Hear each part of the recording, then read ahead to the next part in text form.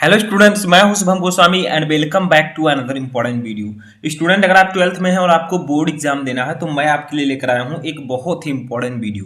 देखिए, बहुत सारे स्टूडेंट का कमेंट आ रहा था कि सर 12th हिंदी के मॉडल पेपर का सॉल्यूशन लेकर आइए, यानी कि जो क्लास 12 हिंदी का मॉडल पेपर जारी किया गया है उसको आप आंसर के साथ बताइए। तो इस वीडियो में हम क्लास 12 हिंदी के मॉडल पेपर का सॉल्यूशन लेकर आए हैं। तो अगर आप 12th में हैं और आपको बोर्ड एग्जाम देना है तो वीडियो को लास्ट तक देखते रहें। इस वीडियो में मैं आपको ये भी बताऊंगा कि आपको हिंदी की कॉपी लिखनी कैसी है, ठीक है, यानी कि हिंदी की कॉपी कैसे लिखना है। देखिए, मैं आपको गद्यांश पद्यांश सब कुछ सॉल्व करना सिखाऊंगा। तो वीडियो को आपको लास्ट तक स्टेप बाय स्टेप देखना है, क्योंकि इस प्रकार की वीडियो आपको बहुत कम ही देखने को मिलते हैं, ठीक है। तो देखिए, इस खंड का सबसे पहले हमारा यहाँ पर स्टार्ट होगा। सबसे पहले जो पहले बहुविकल्पीय प्रश्न होते हैं उसको हम आंसर के साथ समझेंगे। उसके बाद जो गद्यांश पद्यांश हैं उनको भी हम समझेंगे, संदर्भ लिखना सीखेंगे, किस प्रकार से सॉल्व करेंगे, सब कुछ मैं आपको बताने वाला हूँ, ठीक है। तो वीडियो को आप लोग लाइक कर दीजिएगा ताकि इसी प्रकार मैं इंग्लिश का भी वीडियो ला सकूं। देखिए, आपको सबसे पहले खंड का मिलेगा हिंदी के पेपर में, ठीक है। खंड का में जो पहला क्वेश्चन होगा वो होगा हमारा हिंदी गद्य साहित्य के बहुविकल्पीय प्रश्न। तो फर्स्ट क्वेश्चन में टोटल काखा गाघा अंगा करके 5 क्वेश्चन होंगे, ठीक है। फिर दूसरा क्वेश्चन होगा जिसमें हिंदी पद्य साहित्य के 5 क्वेश्चन होंगे बहुविकल्पीय। देखिए, सबसे पहला क्वेश्चन हमारा है, पहले का है शिक्षा का उद्देश्य निबंध के लेखक हैं, यानी कि जो शिक्षा का उद्देश्य निबंध है इसके लेखक कौन है। फर्स्ट है भारतेंदु हरिश्चंद्र, सेकंड है संपूर्णानंद, थर्ड है मोहन राकेश और फोर्थ है राय रामकृष्ण दास। तो इसका राइट आंसर होगा ऑप्शन नंबर सेकंड, संपूर्णानंद। देखिए, शिक्षा का उद्देश्य जो है इस निबंध के लेखक संपूर्णानंद जी हैं, ठीक है। अब देखिए, सेकंड क्वेश्चन हमारा है खा वाला, लल्लू लाल की रचना है। देखिए, इसके लिए आपको 1 नंबर मिलेगा, एक क्वेश्चन के लिए 1 नंबर, ठीक है। लल्लू लाल की रचना है, इसमें से कौन सी रचना लल्लू लाल जी की है। फर्स्ट है सुख सागर, सेकंड है प्रेम सागर, थर्ड है परीक्षा गुरु, फोर्थ है रानी केतकी की कहानी। तो देखिए, जो प्रेम सागर है वो लल्लू लाल जी की रचना है, ठीक है। तो सेकंड वाला ऑप्शन राइट होगा। तो स्टेप बाय स्टेप देखिएगा ध्यान से, ठीक है। गा है हमारा पर्दा कहानी के लेखक हैं। पर्दा कहानी के लेखक कौन है। फर्स्ट है प्रेमचंद, सेकंड है जयशंकर प्रसाद और थर्ड है अमरकांत, फोर्थ है यशपाल। तो देखिए, पर्दा कहानी के लेखक यशपाल जी हैं, तो फोर्थ ऑप्शन आपका सही होगा, ठीक है। ऐसे ही आपके बोर्ड एग्जाम में बहुविकल्पीय प्रश्न होंगे, आपको उसमें सिर्फ आंसर लिखना है, ठीक है। यहाँ पर जो आपका मॉडल पेपर जारी किया गया था सेम वही क्वेश्चंस मैं लेकर आया हूँ, ताकि जो मॉडल पेपर आपको दिया गया है उसका आप लोग सॉल्यूशन जान सकें, ठीक है।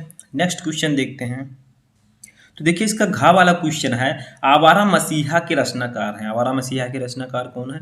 फर्स्ट है विष्णु प्रभाकर, सेकंड है रामवृष बेनीपुरी, थर्ड है राहुल सांकृत्यायन, फोर्थ है रागे राघव। तो इसका राइट आंसर होगा option number first, Vishnu Prabhakar. आवारा मसीहा के रचनाकार विष्णु प्रभाकर जी हैं। एक एक नंबर आपको सभी के लिए मिलेगा सही आंसर देने पर।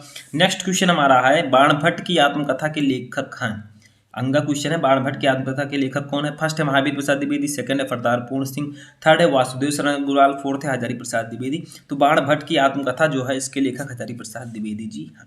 तो देखिए, फर्स्ट क्वेश्चन में टोटल 5 क्वेश्चन रहेंगे काखा गखा अंगा करके, जो कि हिंदी गद्य साहित्य के होंगे। 5 क्वेश्चन के लिए आपको 5 नंबर मिलेगा। दूसरा नंबर क्वेश्चन जो हमारा होगा ये भी बहुविकल्पीय प्रश्न होगा, जो कि हिंदी पद्य साहित्य से होगा, ठीक है।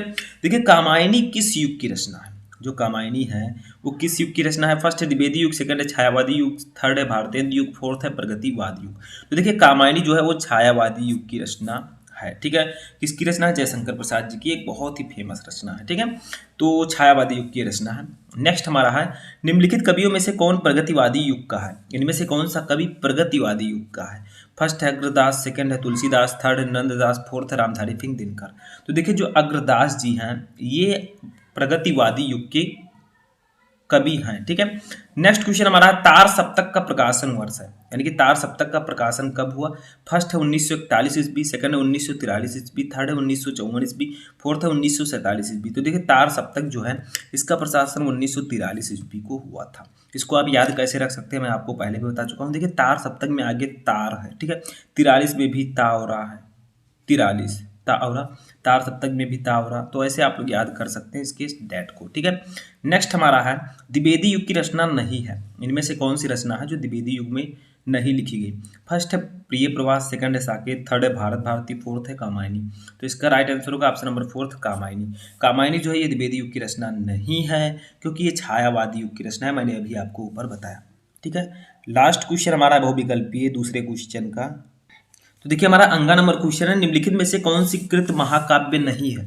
इनमें से कौन सी कृति है जो कि महाकाव्य नहीं है। फर्स्ट है रामचरितमानस, सेकंड है साकेत, थर्ड है पद्मावत, फोर्थ है मामा। तो जो मामा है ये रचना जो है ये महाकाव्य नहीं है। ठीक है, दोनों क्वेश्चन आपको क्लियर हो गए।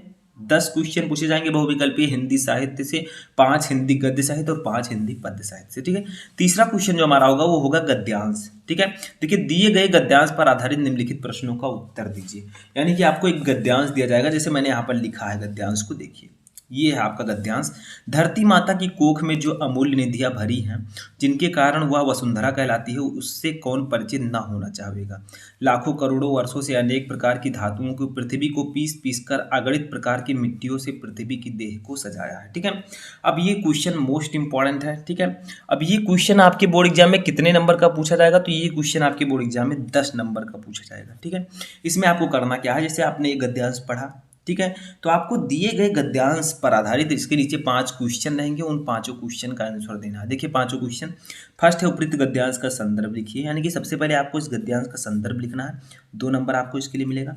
सेकंड है धरती वसुंधरा क्यों कहलाती है। ठीक है, रेखांकित अंश की व्याख्या कीजिए, यानी कि जो यहाँ पर रेखांकित अंश हैं, देखिए इतने के नीचे रेखाएं हैं, इनकी आपको सिर्फ व्याख्या करनी है। ठीक है, और उसके बाद में पृथ्वी की देह को किसने सजाया है, ये सब क्वेश्चन का आंसर आपको इसी गद्यांश में मिल जाएगा। ठीक है, फोर्थ है भावी आर्थिक अभ्युदय हेतु हमें क्या करना चाहिए।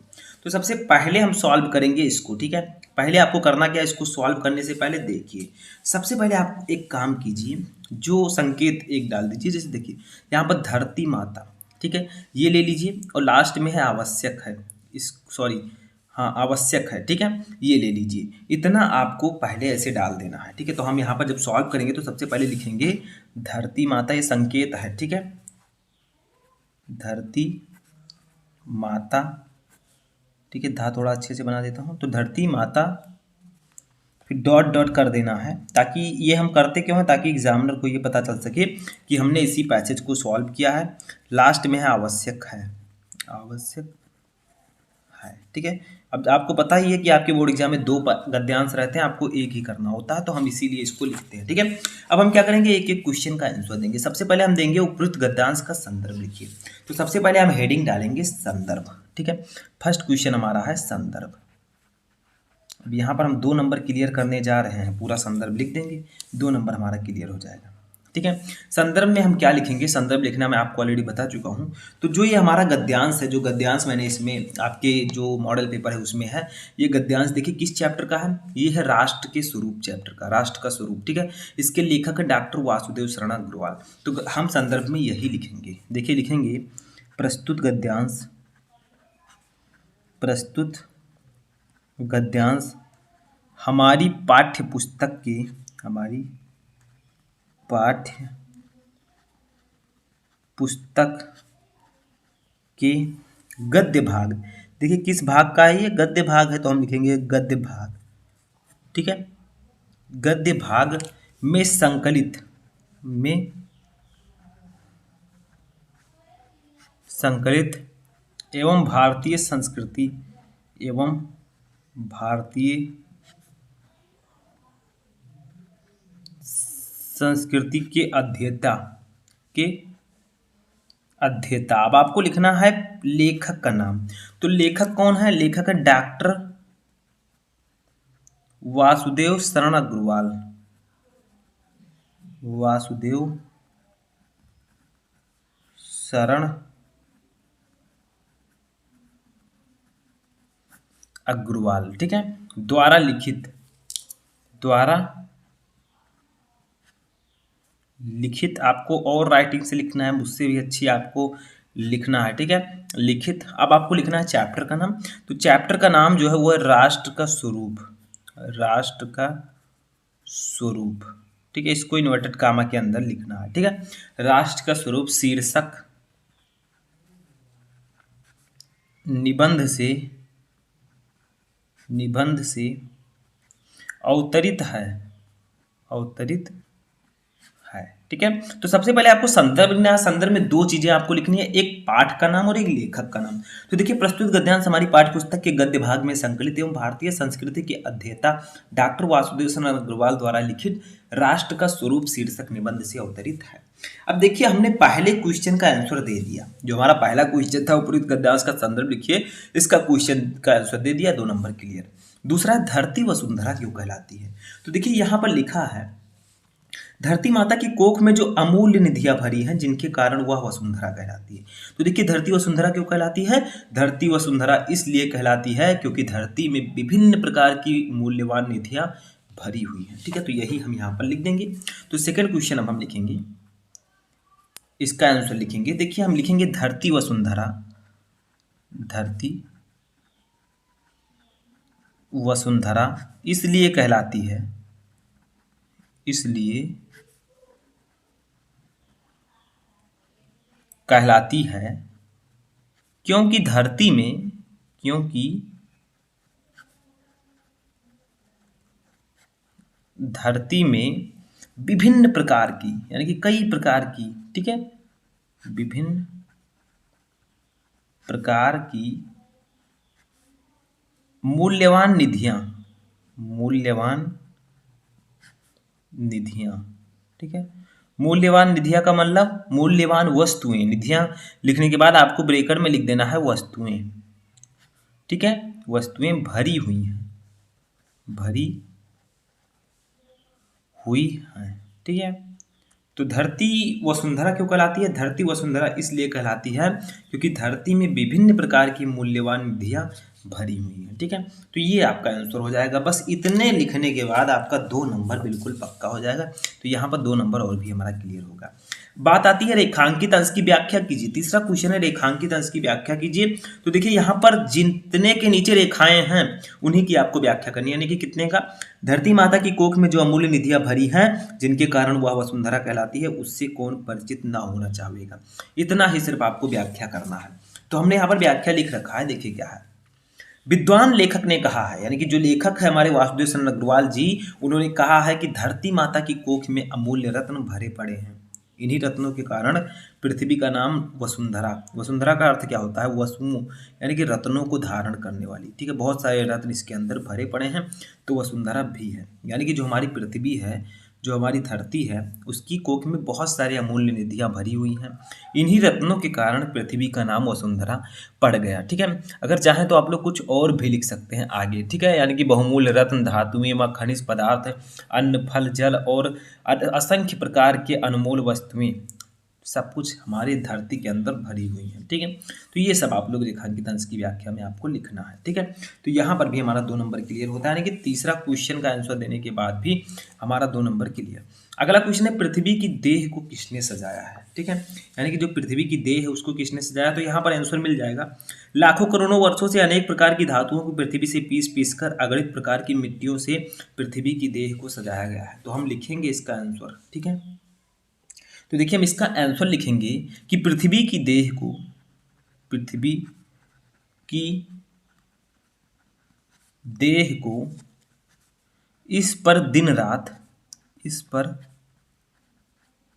दिन रात बहने वाली नदियों, बहने वाली नदियों ने पहाड़ों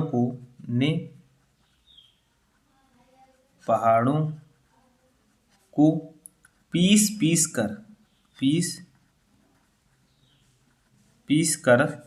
असंख्य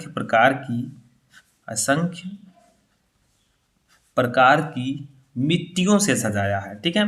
असंख्य प्रकार की मिट्टियों से सजाया है, ठीक है, से सजाया है, ठीक है। बस इतना ही आपको लिख देना है। यहाँ पर भी आपका 2 नंबर क्लियर, यानी कि 4 क्वेश्चन का आंसर हम दे चुके हैं। देखिए, 4 क्वेश्चन का आंसर हमने दे दिया, 8 नंबर क्लियर। एक क्वेश्चन और है, भावी आर्थिक अभ्युदय हेतु हमें क्या करना चाहिए? यानी कि जो भावी आर्थिक अभ्युदय है उसके हेतु हमें क्या करना चाहिए? तो देखिए, लिखा है, हमारे भावी आर्थिक अभ्युदय के लिए इन सब की जांच पड़ताल करनी चाहिए, ठीक है। समझ में आया? तो हम इसका आंसर लिखेंगे। चलिए लिखते हैं 5वां आंसर, ठीक है। तो तो हम लिखेंगे इसका आंसर कि भावी आर्थिक अभ्युदय के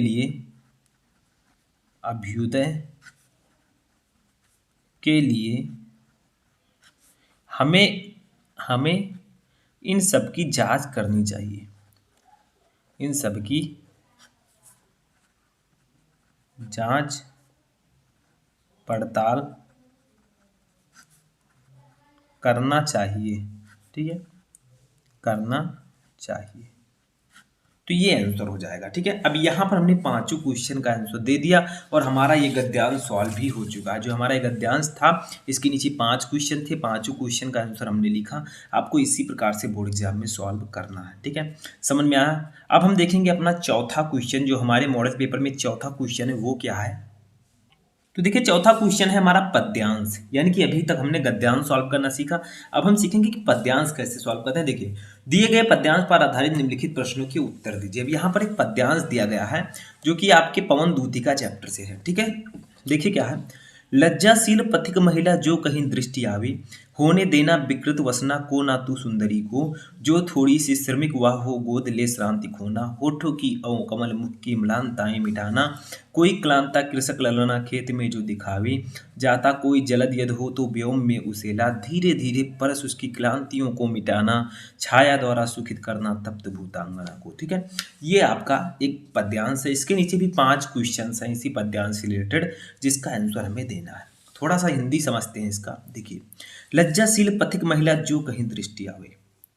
देखिए, जो राधा जी हैं वो पवन से कहती हैं कि अगर कोई लज्जाशील महिला, पथिक महिला यानी कि कोई लाजवंती पथिक महिला है, कोई महिला अगर जा रही हो सड़क पर, अगर आपको वो कहीं दिखती है, होने देना विकृत वसना को ना तू सुंदरी को, तो आप उसके वस्त्रों को, विकृत वसना, वसना का मतलब वस्त्र, ठीक है, तो आप उसके वस्त्रों को, आप उनको वस्त्रहीन मत होने देना। यानी कि इनके कहने का मतलब है कि इतनी तेजी से मत चलना, क्योंकि वायु है, पवन है, ठीक है, इतनी तेजी से मत बहना कि उसके वस्त्र उघड़ जाएं। ठीक है, आगे देखिए, जो थोड़ी सी श्रमिक हुआ हो ग्लोद ले श्रांति खोना, यानी कि अगर वो श्रमिक हो, थोड़ी सी भी थकी हो, तो उसे अपनी गोद में लेकर उसकी थकावट को मिटा देना, होठों की और कमल मुख की म्लानताएं मिटाना, और उसके होठों और कमल रूपी मुख की जो म्लानताएं हैं, जो झुर्रियां हैं, उसको तुम मिटा देना। ठीक है, आगे देखिए, कोई क्लांता कृषक ललना खेत में जो दिखावे, यानी कि कोई कृषक क्लांता कृषक ललना, कृषक ललना का मतलब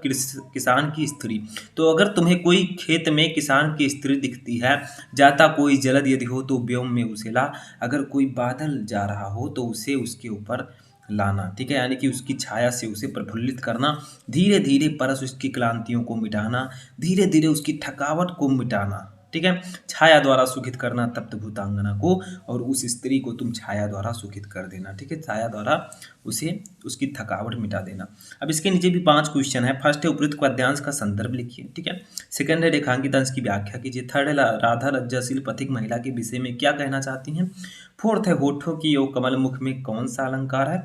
फिफ्थ है जलद और कृषक ललना का अर्थ लिखिए। ठीक है, तो ये आपको 5 क्वेश्चन का आंसर देना, सब कुछ इसी पद्यांश में है। तो सबसे पहले हम लिखेंगे उपयुक्त पद्यांश का संदर्भ लिखिए।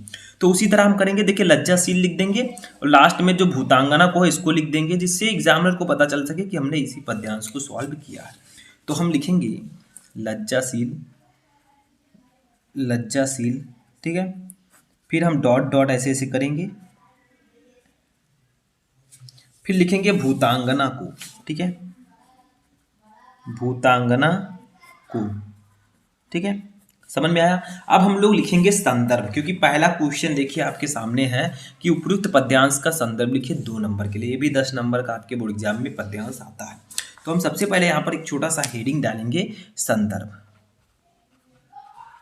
ठीक है, संदर्भ हेडिंग डालकर सबसे पहले हम संदर्भ लिखेंगे। फर्स्ट क्वेश्चन का ये हमारा आंसर है। ठीक है, तो संदर्भ कैसे लिखेंगे, देखिए, संदर्भ में चलिए लिखते हैं उसी तरह लगभग रहेगा। प्रस्तुत पद्यांश, वहां पर गद्यांश था, यहाँ पर पद्यांश कर दीजिए, या पद भी लिख सकते हैं। ठीक है, तो प्रस्तुत पद्यांश, हमारी प्रस्तुत पद्यांश। अब आप लिख दीजिए डायरेक्टली, इस प्रकार से भी लिख सकते हैं, महाकवि, महाकवि अयोध्या सिंह उपाध्याय, देखिए पवन दूतिका से लिया गया है जिसके कवि अयोध्या सिंह उपाध्याय जी हैं। तो अयोध्या सिंह उपाध्याय, जिनको हम हरिओद भी कहते हैं, ठीक है, तो हम लिख देंगे हरिओद, ठीक है। तो हम लिखेंगे इस प्रकार से भी आप संदर्भ लिख सकते हैं। देखिए, प्रस्तुत पद्यांश महाकवि अयोध्या सिंह उपाध्याय हरिओद द्वारा रचित प्रिय प्रवास। देखिए, जो पवन दूतिका है ये प्रिय प्रवास का एक छोटा सा शीर्षक है, ठीक है। तो प्रिय प्रवास से हमारी पाठ्य पुस्तक हमारी पाठ्य पुस्तक के पद्य भाग, देखिए कौन सा भाग है यहाँ पर, पद्य भाग है, ठीक है। उसमें गद्य भाग था, तो यहाँ पर हम लिखेंगे पद्य भाग, ठीक है। में संकलित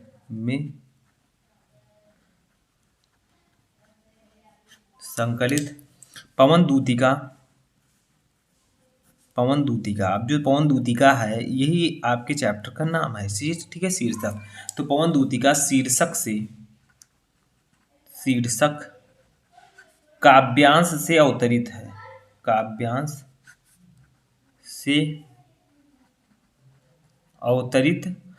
है, ठीक है। तो इसमें आपको कवि का नाम और पाठ का नाम लिखना है। तो देखिए, प्रस्तुत पद्यांश महाकवि अयोध्या सिंह उपाध्याय हरिओद द्वारा रचित प्रिय प्रवास से हमारी पाठ्य पुस्तक के पद्य भाग में संकलित पवन दूतिका शीर्षक काव्यांश से अवतरित है, ठीक है। बस 2 नंबर आपका यहाँ पर क्लियर हो गया, 2 नंबर आपका यहाँ पर ये क्लियर हो गया, ठीक है। अब सेकंड है रेखांकित अंश की व्याख्या कीजिए, यानी कि जिनके नीचे रेखाएं हैं उनकी हमें व्याख्या करनी है। कितने का, देखिए इन 4 लाइनों का। लज्जाशील पथिक महिला जो कहीं दृष्टि आवे, होने देना विकृत वसना को ना तू सुंदरी को, जो थोड़ी सी श्रमिक वाहो गोद ले श्रांति खोना, होठों की और कमल मुख की म्लानताएं मिटाना, ठीक है।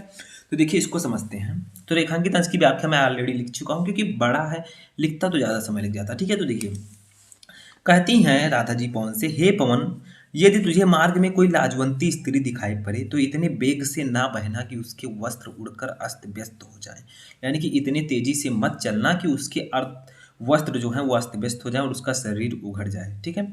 यदि वह थोड़ी सी भी थकी दिखाई दे तो उसे गोद में लेकर, अर्थात उसे चारों ओर से घेर कर उसकी थकान मिटा देना, जिससे कि थकान के कारण उसके सूखे होठ और मुरझाया हुआ कमल सदृश मुख प्रफुल्लित हो सके, ठीक है। यानी कि राधा जी पवन से कहती हैं कि अगर कोई लाजवंती स्त्री तुम्हें दिखती है तो ज़्यादा तेजी से मत चलना कि उसके वस्त्र अस्त व्यस्त हो जाए, ठीक है। अगर वो थोड़ी सी थकी दिखाई दे तो उसे अपनी गोद में ले लेना। देखिए, हवा है, हवा अगर चलेगी तो थकावट थोड़ी थोड़ी मिट जाएगी, ठीक है। और उसे चारों ओर से घेर कर उसकी थकान मिटा देना, जिसके कारण जो उसके सूखे ओठ और मुरझाया हुआ कमल सदृश मुख है वो प्रफुल्लित हो उठे, ठीक है। तो ये हमारा यहाँ पर दूसरे का भी आंसर हो चुका है। तो यहाँ पर 2 नंबर हमारा और भी क्लियर हो जाएगा, ठीक है। अब देखिए तीसरा है, राधा राजवंती पथिक महिला के विषय में क्या कहना चाहती हैं, यानी कि जो राधा जी हैं वो लज्जाशील पथिक महिला के विषय में क्या कहती हैं। तो मैंने आपको अभी बताया कि राधा लज्जाशील पथिक महिला के विषय में कहती हैं कि अगर कहीं वह दिखाई दे तो उसे वस्त्रहीन मत करना और उसे अपनी गोद में लेकर उसकी थकावट को मिटा देना। तो वही हम यहाँ पर लिखेंगे, ठीक है। तो तीसरे का आंसर चलिए लिखते हैं। तो तीसरे का आंसर लिखेंगे कि राधा लज्जाशील पथिक महिला से, राधा लज्जाशील पथिक महिला के विषय में कहती हैं, के विषय में कहती हैं कि अगर कहीं वह दिखाई दे, कौन, लज्जाशील महिला, ठीक है, कहीं वह दिखाई दे तो उसे वस्त्रहीन मत करना, ठीक है। यानी कि इतनी तेजी से मत चलना, वस्त्रहीन मत करना का मतलब ज्यादा तेजी से मत चलना, ठीक है। वस्त्रहीन मत करना और क्या करना, और उसे अपनी गोद में लेकर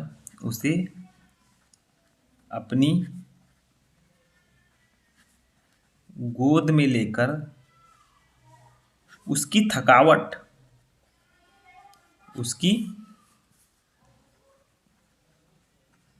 थकावट को मिटा देना, ठीक है, को मिटा देना। तो देखिए राधा लज्जाशील पथिक महिला के विषय में कहती हैं कि अगर कहीं वह लज्जाशील पथिक महिला दिखाई दे तो उसे वस्त्रहीन मत करना और उसे अपनी गोद में लेकर उसकी थकावट को मिटा देना, ठीक है। यही तो कहा था मैंने, अभी बताया था आपको। तो चलिए ये भी आपका यहाँ पर 2 नंबर और क्लियर हो गया। देखिए यहाँ पर इसका आंसर भी हमने दे दिया। अब देखिए एक और क्वेश्चन चौथा जो है हमारा, होठों की और कमल मुख में अलंकार बताइए। तो देखिए कमल मुख यानी कि कमल से समान मुख, तो यहाँ पर आपका रूपक अलंकार होगा, ठीक है।